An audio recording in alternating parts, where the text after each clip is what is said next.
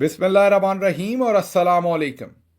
14 फरवरी और पाकिस्तान में जुमे की सुबह। आज अभी तक की अहम खबरें और मेरा तज्जिया। सबसे पहली खबर आपके सामने वाशिंगटन डीसी से रखते हैं, जहां से एक बड़ी खबर आ रही है।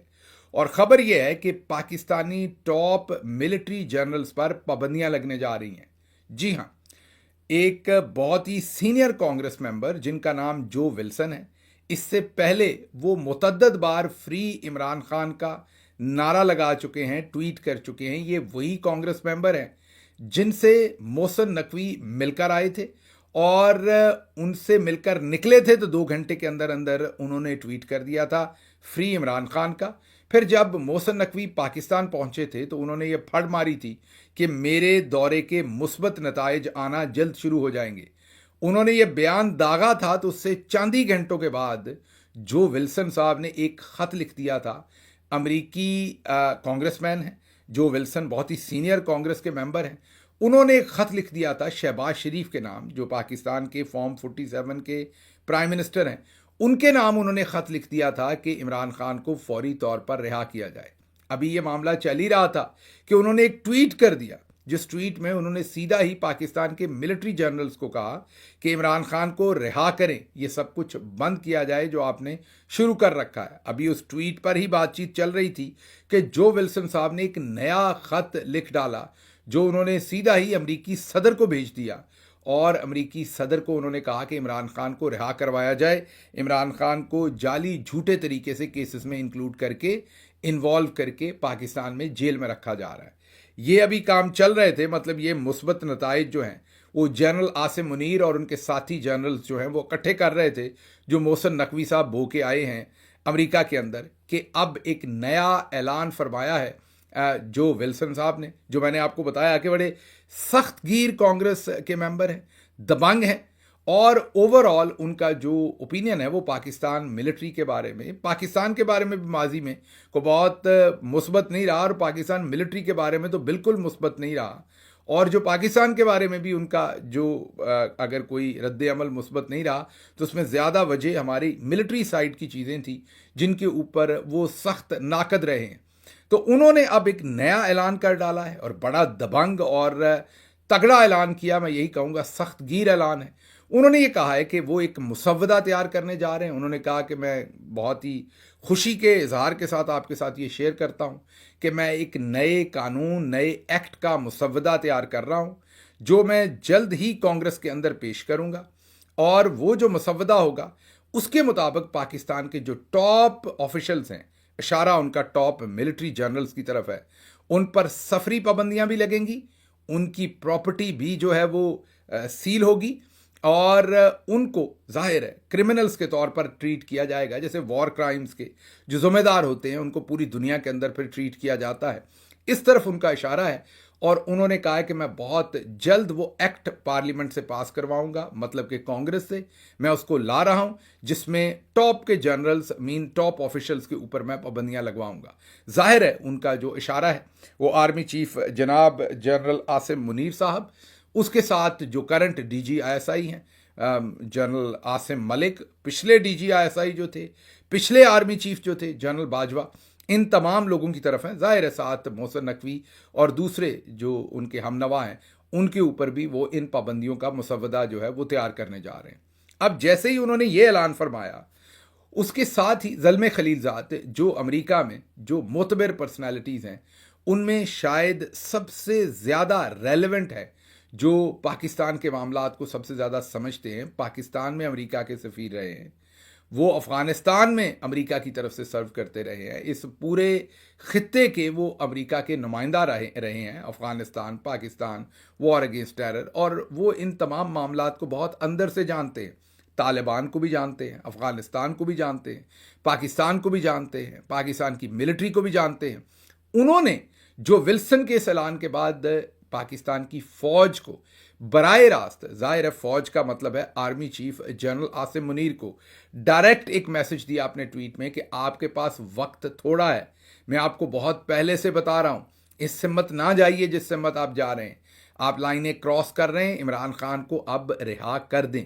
उन्होंने जो विल्सन साहब के बयान का हवाला दिया और उसको कोट करते हुए उन्होंने कहा कि ये जो अब जो विल्सन साहब ने ऐलान फरमाया है, इसके बाद आपके लिए मुश्किलात बढ़ेंगी, अभी भी वक्त है, इमरान खान को रिहा कर दें, वरना फिर आपको रिहा तो करना पड़ेगा, मामलात और ज़्यादा ख़राब हो जाएंगे। ये अब ज़ल्मे खलीलज़ाद साहब का मैसेज है। अब ये कंटिन्यूसली ये मैसेजिंग जो है ये अमेरिका से हो रही है, और जाहिर है उसके पीछे पाकिस्तानी डायस्पोरा की, पाकिस्तानी जो अमेरिका में रहते हैं उनकी बहुत सख्त मेहनत है, और उस मेहनत की अब आप डिपिक्शन देख रहे हैं जो उन्होंने की है। लेकिन अब मुझे यहाँ पर बहुत ही एक तशवीश है। वो तशवीश ये है कि कोई भी पाकिस्तानी जो अमेरिका में रहता है, कहीं भी रहता है, वो कोई भी पाबंदी अपने मुल्क या अपने किसी इदारे के ख़िलाफ़ नहीं लगवाना चाहता। लेकिन हमारे जो टॉप के जर्नल्स हैं वो अपने ज़ाती फ़ायदे के लिए फ़ौज को, पाकिस्तान के दूसरे इदारों को इस कदर इस्तेमाल कर रहे हैं कि उनको इससे भी कोई डर नहीं कि इन इदारों पर या किसी पर पाबंदी लगेगी। वो अपने ज़ाती इक़्तिदार और अपने इक़्तिदार को दवाम देने के लिए किसी भी चीज़ को दाव पे लगाने को तैयार है। अब ये मामला जिधर जा रहे हैं, मुझे डर है कि आने वाले वक्त में वतन अजीज़ का इससे नुकसान होगा। इसलिए मैं एक दफ़ा फिर जो पाकिस्तान के अंदर रूहे रवा हैं उनसे रिक्वेस्ट करूंगा कि मत जाइए इससे मत। अभी भी वक्त है। जो पाकिस्तान की आवाम ने 8 फरवरी को फैसला किया, मैंडेट जिस लीडर को दिया, वो मैंडेट सुनिए और उनको इक़्तिदार मुंतकिल कीजिए। और ये जो सब कुछ किया गया इसकी पाकिस्तान के अंदर ताकि अकाउंटेबिलिटी हो सके। बहरहाल आगे चलते हैं। इससे अगली खबर जो है वो इसी खत से ही रिलेटेड थोड़ी सी आपको बता देते हैं कि वो कहते हैं ना कि हु ब्लिंक्ड फर्स्ट, किसने सबसे पहले जो है वो आंख झपकी है। तो जब ये मुकाबला हो रहा हो, मतलब नर्व्स की गेम का मुकाबला हो, तो वहाँ इमरान खान का मुकाबला तो कोई और नहीं कर सकता, क्योंकि नर्व्स की जंग में वो सबसे तगड़े रहते हैं। जितना प्रेशर होता है उतना वो बहुत बेहतर परफॉर्म करते हैं। वो क्रिकेट की दुनिया हो, पॉलिटिक्स की दुनिया हो, वो प्रेशर लेते हैं और प्रेशर के अंदर बल्कि और बेहतरीन खेल पेश करते हैं, वो खेल कोई भी हो। अभी जो खेल खेला जा रहा है, जाहिर है खेल तो कोई और खेल रहा है, इमरान खान को रिस्पॉन्ड करना पड़ता है। लेकिन बहरहाल उन्होंने क्या खूब खेला है कि मिलिट्री चीफ जो है, जो army chief general Asim Munir, पहले ब्लिंक कर गए। प्रेशर में वो अपना फोकस और कंपोजर नहीं रख पाए। अगर वाकई उन्हें ख़त नहीं मिला था, ख़त तो खैर उन्हें मिल गया, पूरी दुनिया को मिल गया, ओपन ख़त था, सब ने पढ़ लिया, इंटरनेशनल मीडिया की वो जीनत बन गया, इंटरनेशनल मीडिया ने हेडलाइंस चला दी, पाकिस्तान में तमाम टाउट उसको ले दे कर दी उन्होंने उसके ऊपर। तो ख़त तो आर्मी चीफ को भी मिल गया, और हमारे पास ये भी इंफॉर्मेशन है, मुसद्दका इंफॉर्मेशन है मिलिट्री के अंदर से, कि कोर कमांडर्स कॉन्फ्रेंस के अंदर भी वो ख़त डिस्कस हुआ है, सीनियर कोर कमांडर्स ने डिस्कस किया है, जो सीनियर आर्मी चीफ के इर्द गिर्द लोग हैं उन्होंने उनसे डिस्कस किया है, क्योंकि मिलिट्री के अंदर भी अब कुछ इस्तराब है। तो ये तो सारी बातचीत हो गई। लेकिन वो इस कदर प्रेशर में थे आर्मी चीफ कि उनको ये कहना पड़ा कि मुझे ख़त नहीं मिला।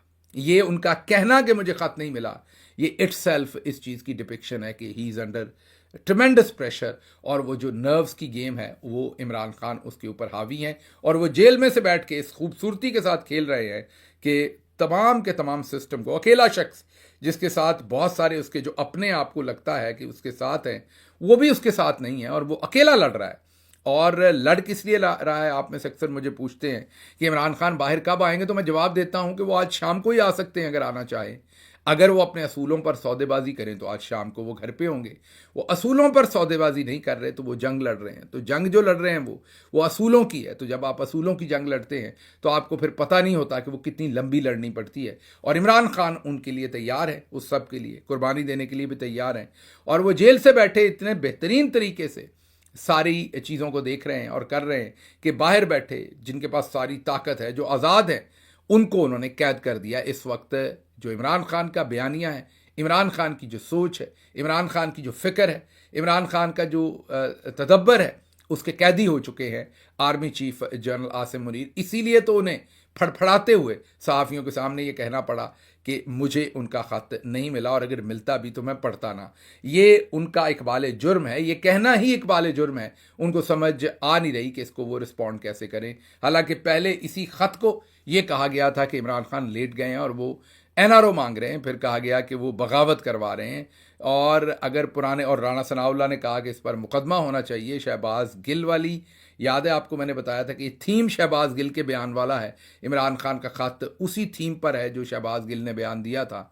तो पहले इनका नैरेटिव ये था। अब ये नैरेटिव ये है। दूसरी तरफ राणा सनाउल्लाह ये कहते हैं कि अगर आर्मी चीफ को खत इमरान खान ने चुपके से लिखा होता, मीडिया को जारी ना किया होता, तो जवाब मिल जाता। मतलब मसला असल में ये जो पब्लिकली एक एम्बैरसमेंट उनको फील हो रही है, क्योंकि इमरान खान ने चार्जशीट कर दिया है, सब कुछ खोल के सामने रख दिया है, तो ये जो एम्बैरसमेंट हो रही है इसकी वजह से जवाब नहीं आ रहा, या इसकी वजह से रिकग्निशन नहीं आ रही कि खत हमें मिला है कि नहीं मिला। बहरहाल आगे चलते हैं, ये तो हो गया। अब जो सहाफ़ी हैं, जो प्रो मिलिट्री सहाफ़ी समझे जाते हैं, वो भी आर्मी चीफ का मजाक उड़ा रहे हैं, वो भी फौजी लीडरशिप का इस टाइम मजाक उड़ा रहे हैं और कह रहे हैं, ये मैं नहीं कह रहा, वो तज्जिया कर रहे हैं कि इमरान खान अंदर बैठा इन्हें तंग कर रहा है, इन्हें छेड़ रहा है। इमरान खान का मकसद कोई, ये मैं नहीं कह रहा, ये दोबारा प्रो मिलिट्री बैक जर्नलिस्ट कह रहे हैं, जो आपके करीब हैं, वो कह रहे हैं कि इमरान खान अंदर से बैठा चेज़े ले रहा है, इनको छेड़ रहा है। इमरान खान जो है वो कोई एनआरओ नहीं लेना चाहता, वो सिर्फ तंग कर रहा है अंदर से बैठा। ज़रा सोचिए कि अगर ऐसे सहाफ़ी जो मिलिट्री बैक्ड हैं, उनकी सोच ये है कि इमरान खान इस वक्त प्रेशर में नहीं है, इमरान खान प्रेशर ले नहीं रहे बल्कि प्रेशर दे रहे हैं, तो फिर मामलात किधर जा रही हैं खुद सोचिए। ये ज़रा जावेद चौधरी साहब का मुख्तसर तज्जिया सुनिए इसके ऊपर क्या है।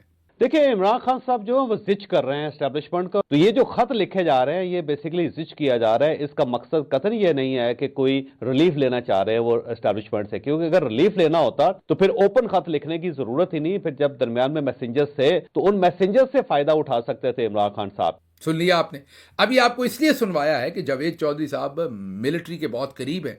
अगर उनका ये तज्जिया है तो सोचें फिर जनरल साहब के मामलात क्या होंगे और वो किस तरीके से इस छेड़छाड़ को वो महसूस कर रहे होंगे।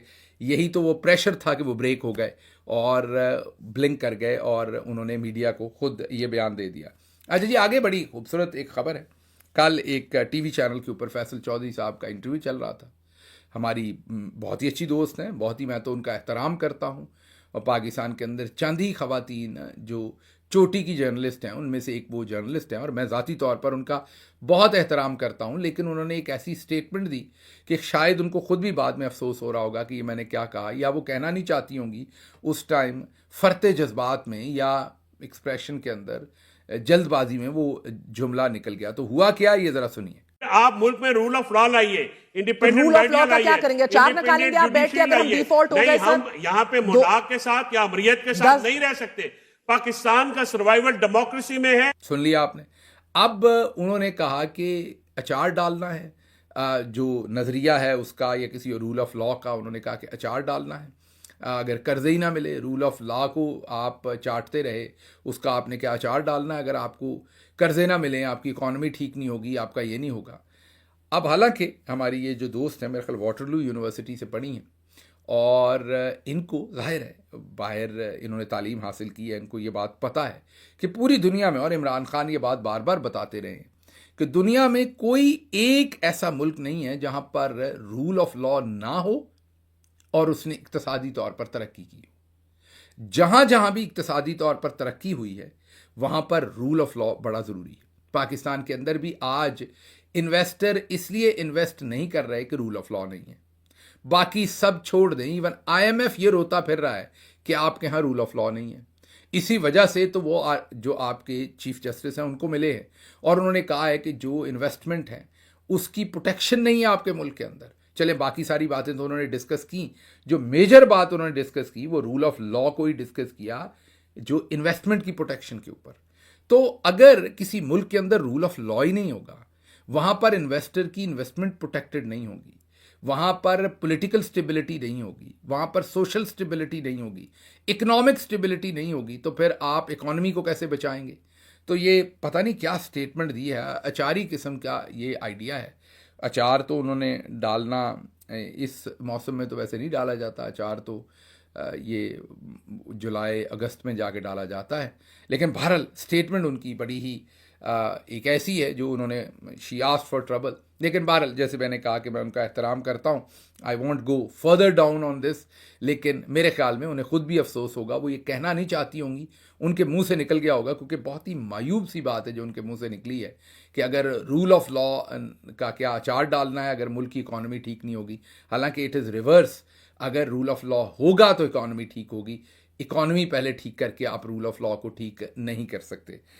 अच्छा जी, अगली खबर जो है वो वाशिंगटन DC से ही है और न्यूयॉर्क से है। और वो है कि ट्रंप हुकूमत ने जो रोजवेल्ट होटल है पाकिस्तानी गवर्नमेंट का, PIA की शायद प्रॉपर्टी है, पाकिस्तान ने वो $220 मिलियन के एवज 3 साल के लिए न्यूयॉर्क सिटी काउंसिल को लीज पर दिया था, जहां पर वो इलीगल इमिग्रेंट्स को ठहराते थे। अब जो नई वजीर हैं होमलैंड की, उन्होंने ये कहा है कि हम ये पैसे वापस लेंगे और हम इस सारे मामले को नहीं चलने देंगे। ये एक फ्रॉड हुआ है उनके मुताबिक अमेरिका के अंदर, पाकिस्तान को फ्रॉड नहीं कह रहे। वो जो अमेरिका के अंदर इलीगल इमिग्रेंट्स को होटल्स के अंदर ठहराया जाता है, मतलब कि उन्हें रेजिडेंस दी जाती है, उन्होंने कहा कि ये फ्रॉड हो रहा है, ये सारे पैसे हम वापस ले रहे हैं। अब उस पॉलिसी का एक जो आप ये कह लें कि कैजुअलिटी है, वो पाकिस्तान भी होगा, जिसको $220 मिलियन शायद मिलने थे, वो अब शायद चले जाएं। अच्छा, अगली खबर बहुत ही इंटरेस्टिंग है और उस पर मैं सबसे ज़्यादा तो हैरान हुआ हूँ कि पाकिस्तानी कौम अब कितनी समझदार हो गई है। खबर क्या है? खबर यह है कि तुलसी गैबर्ड और बहुत सारे और लोग ऐसे जो हिंदुस्तान के बहुत करीब हैं, उनकी ट्रंप एडमिनिस्ट्रेशन में बहुत ही मोतबर ओहदों के ऊपर अपॉइंटमेंट्स हो गई। अब तुलसी गैबर्ड जो है वो अमेरिका की नई नेशनल इंटेलिजेंस डायरेक्टर बन गई हैं। कैश पटेल देखें तो FBI के ऊपर लग गए हैं। इसी तरीके से CIA देख लें तो आप फॉरेन सेक्रेटरी ऑफ स्टेट देख लें तो आप कोई भी इस वक्त ओहदा और महकमा देख लें, उसमें जो हिंदुस्तान के प्रो हिंदुस्तान लोग होंगे वो छाए हुए। मतलब कि हिंदुस्तान की जो पूरी लॉबी कह लें या हिंदुस्तान के साथ आप पूरे की पूरी जिनकी हमदर्दियां हैं या हिंदुस्तान को बेहतर समझते हैं, वो सदर ट्रंप की एडमिनिस्ट्रेशन के अंदर छाए हुए हैं लोग। अब कई लोग इसके ऊपर तज्जिया ये करते हैं कि ये पाकिस्तान की मिलिट्री के लिए बड़ी ख़तरनाक बात है। बस वो ये कहते हैं कि तुलसी गैबर्ड जो है उनका पाकिस्तानी मिलिट्री के बारे में बड़ा नेगेटिव ओपिनियन है 1971 में जो कुछ वहाँ हुआ और बहुत सारी और बातों की वजह से। आज एलान मस्क साहब की भी मुलाकात हुई है मोदी के साथ, उसमें और भी कई मायूब बातें हैं जिस पर डिस्कशन हो रही है कि एलान मस्क जो है वो सिर्फ ये साबित करने के लिए, कुछ लोग ये तज्जिया कर रहे हैं कि वो बहुत अच्छे बाप हैं, तो वो बच्चों को हर जगह ले जाते हैं। उनका जो एक छोटा बच्चा जिसको वो साथ लेकर गए, जिसका नाम एक्स है, जिसके नाम पर उन्होंने गालिबन ट्विटर का नाम रख दिया, वो जो एक्स बच्चा है वो मीडिया के सामने प्रेसिडेंट ट्रंप को कहता रहा कि यू आर नॉट प्रेसिडेंट, आप यहाँ से उठ के चले जाएं। उसके बाद वो बच्चा शायद ये भी कहता रहा, अब ये मीडिया रिपोर्ट कर रहा है कि वो सदर ट्रंप को शट अप भी कहता रहा। और जाहिर है छोटे बच्चे तो छोटे बच्चे होते हैं, वो अब उस पर तज्जिए हैं कि उसने किसी से सुना है कि you are not the president, you go away from it here और वट एवर। लेकिन ये समझ से बाहर है कि एक अमीर शख्स जिसके पास बहुत पैसा है उसको ये बात समझ नहीं आ रही कि बच्चे तो इसमें कोई शक नहीं बहुत प्यारे होते हैं, लेकिन दफ्तरी काम दफ्तरी होते हैं, वहाँ पर आप बच्चे लेके जाएंगे तो फिर इस तरह के मामला तो होंगे जो कल परसों से चल रहे हैं। और वो सारी चीज़ को टेक ओवर उस बच्चे की स्टेटमेंट्स ने दिया। बहरहाल अभी वो मोदी से मिले हैं और वो भी मुलाकात बहुत ही खुशगवार माहौल में थी। वहाँ भी वो अपने सारी बच्चा पार्टी साथ ले आए हैं और मुलाकात हुई है। खैर मोदी साहब ने वही काम किए हैं उनके साथ जो हमारे शहबाज शरीफ साहब करते हैं, हाथ ही पकड़ लेते हैं और आगे झुक जाते हैं, वही काम मोदी साहब ने उनके साथ किए हैं। लेकिन इनको भी देखें तो ये भी हिंदुस्तान के बहुत करीब हैं। और फिर मोदी की ट्रंप के साथ भी मुलाकात हुई है और उस मुलाकात में भी अगर आप ये तस्वीर देखें तो पूरे कमरे के अंदर आप एक दोस्ती, पॉजिटिविटी, एक माहौल चेक करेंगे। जयशंकर भी उसमें हंस रहे हैं, जो हिंदुस्तान का दूसरा सारे तमाम लोग बैठे हुए हैं वो हंस रहे हैं, एक पॉजिटिविटी का। और पूरी ट्रंप की जो इम्पोर्टेंट टीम है, मार्को रूबियो सारे वो भी कमरे में मौजूद हैं, जयशंकर दूसरी तरफ से हैं, मोदी है, मतलब एक भारी भरकम डिस्प्ले है हिंदुस्तान और अमेरिका की दोस्ती का। अब ये सारी चीज़ें आपके सामने इसलिए रखी हैं कि कुछ लोग ये तज्जिया करते हैं कि ये पाकिस्तान की मिलिट्री के लिए अच्छा नहीं है कि हिंदुस्तान का इतना ज़्यादा असर रसूख है और ये तमाम लोग जिनकी अपॉइंटमेंट्स हुई हैं ये पाकिस्तान मिलिट्री के ख़िलाफ़ वहाँ पर बैठकर काम करेंगे। अच्छा, अब ये एक पाकिस्तानी ने कमेंट किया हमारे वीलॉग पर और बहुत हैरानी भी हुई, खुशगवार हैरानी हुई देख कर के पाकिस्तानियों को किस तरह 14 तबक रोशन कर दिए चौधरी निज़ामुद्दीन ने। और अब आम पाकिस्तानी भी बारीक बातें समझता है। इन्होंने ये कहा कि ये कोई नेगेटिव नहीं बल्कि पॉजिटिव खबर है पाकिस्तानी मिलिट्री के लिए, क्योंकि अब जो नया वर्ल्ड ऑर्डर है और जो जनरल बाजवा साहब सौदेबाजी करके गए हैं, उसके बाद जो हमारे टॉप के जनरल साहबान हैं और जो हिंदुस्तान की पॉलिसी है इलाके में, वो तो एक ही है। तो अब हिंदुस्तान से तो हमारी फ़ौज की लड़ाई कोई नहीं है। तो जो हिंदुस्तान की लॉबी है वो हमारी फ़ौज के लिए अच्छी नहीं, बुरी नहीं, अच्छी होगी। वहाँ पर उनके मकासद पूरे होंगे। तो उनके कहने का मतलब है कि वो अपॉइंटमेंट्स हो सकता है इमरान खान के लिए तो थोड़ी बहुत ख़राब हो सकती हैं। इनके लिए कैसे ख़राब होंगी, क्योंकि ये तो एक ही तरफ मिलके आजकल खेल रहे हैं, इनके तो एक ही जैसे ऑब्जेक्टिव हैं। तो मैं हैरान हुआ उनके इस तज्जिए को पढ़ के, और इसमें कोई शक नहीं कि ये दुरुस्त तज्जिया है। और हामिद मीर साहब, नसीम ज़हरा, मोईद पीरज़ादा, उन सब के तज्जियात देखें और ओवरऑल हालात देखें तो हमें ये नज़र आता है कि हमारी मिलिट्री जो है वो बहुत ज़्यादा कुर्बत कर गई हुई है हिंदुस्तान के साथ और उनकी किसी चीज़ का जवाब नहीं देती। तो ये तमाम जो अपॉइंटमेंट्स हैं, इसमें कोई शक नहीं कि वो शायद उनके लिए मामलात उतने उसमें ख़राब ना हो। अगली खबर यह है जी कि पाकिस्तान का जो फॉरेन ऑफिस है उसने अब पाकिस्तान के सेनेट की एक कमेटी में ऑफिशियली ये कहा है कि रिचर्ड ग्रैनल कोई इंपॉर्टेंट आदमी नहीं है। जो इमरान खान के बारे में उन्होंने ट्वीट किए थे वो तब किए थे कि जब वो अभी उनके पास पोजीशन नहीं थी। अभी भी उनके पास कोई ख़ास पोजीशन नहीं है। ये मैं नहीं कह रहा, ये पाकिस्तान का फॉरेन ऑफिस, पाकिस्तान की रियासत फॉर्मली कह रही है कि रिचर्ड ग्रैनल जो है वो कोई अहम आदमी नहीं है, वो बस ऐसे ही है। और उसने जो ट्वीट किए थे वो अब डिलीट हो गए हुए हैं और उन ट्वीट्स की कोई अहमियत नहीं है। ये ऑफिशियल जवाब दिया गया है सेनेट की एक कमेटी में। अब ये बहुत ही इंटरेस्टिंग होगी आने वाले दिनों में इसके ऊपर डेवलपमेंट। उसकी वजह यह है कि रिचर्ड ग्रैनल तो आम आदमी हैं, ट्रम्प के बहुत करीब है, उनके पास ओहदा भी है। ये अब पता नहीं कि कमेटी को बेवकूफ़ बनाया जा रहा है, रिचर्ड ग्रैनल को कोई जवाब भेजा जा रहा है, ये क्या है, इस पर अभी मैं तज्जिया नहीं करूँगा क्योंकि ये बहुत ही बेवकूफ़ाना किस्म का जवाब है फॉरेन ऑफिस की तरफ से जो कमेटी में दिया गया, क्योंकि इसका हकीकत से कोई लेना देना नहीं है। अगली खबर पिछले 2 से 3 व्लॉग में करना चाहता हूँ, वक्त ख़त्म हो जाता है। वो है कि IMF की एक और शर्त पूरी करनी पड़ रही है और वो है कि ग्रेड 17 से 22 तक के तमाम सरकारी मुलाजमीन को असासे ज़ाहिर करने का पाबंद कर दिया है। ये मामला पिछले कई दहाइयों से चल रहा है कि सरकारी मुलाजमीन के असासे जो हैं वो ज़ाहिर किए जाएँ। ब्यूरोक्रेसी जो कि दबा के माल बनाती है वो ये बात नहीं मानती।